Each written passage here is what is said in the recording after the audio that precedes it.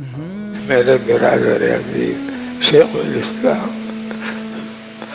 مولانا تقی صاحب کہ میں فی الحال فیض المدارس کا نائب صدر ہوں، ان کو بہت تاکید سے کہا کر دو اس عہدے کو قبول کر لو، ورنہ فیض المدارس فتنوں سے کبھی ختم نہیں ہوگا، تمام فتنے بڑھتے رہیں گے، خدا کے لیے آ جاؤ،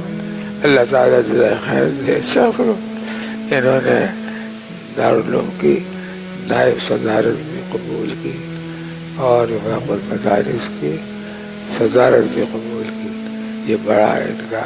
کرم ہے اور بڑا احترام ہے، اللہ تعالیٰ ان کے علم و عمل میں اموروں میں برکت عطا فرمائے۔ میرے دل سے ان کے لیے کوئی دن خالی نہیں جاتا جب دعا نہیں کرتا، میں روز دعا کرتا ہوں، ان کو دیکھتا ہوں تو دل سے دعائیں نکلتی رہتی ہیں، آتے ہیں میرے پاس روزانہ، ان کی محبت کی بات ہے، میری عیادت کے لیے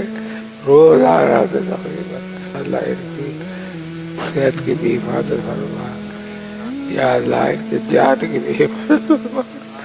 یا اللہ ان کی جامعیت کی بھی حفاظت فرما، ان کے کارناموں کی بھی حفاظت فرما، ان کی کتابوں کی تصانیف کی حفاظت فرما۔ بہت دعا کرتا ہوں اور ہمیشہ رہیں گے انشاءاللہ۔ مبارک ہو، میں آپ حضرات کو بھی مبارکباد دیتا ہوں کہ فیض المدارس کی صدارت اور نظامت اللہ تعالیٰ نے ان عظیم شخصیت کو عطا فرمائی۔ وآخر دعوانا الحمدللہ۔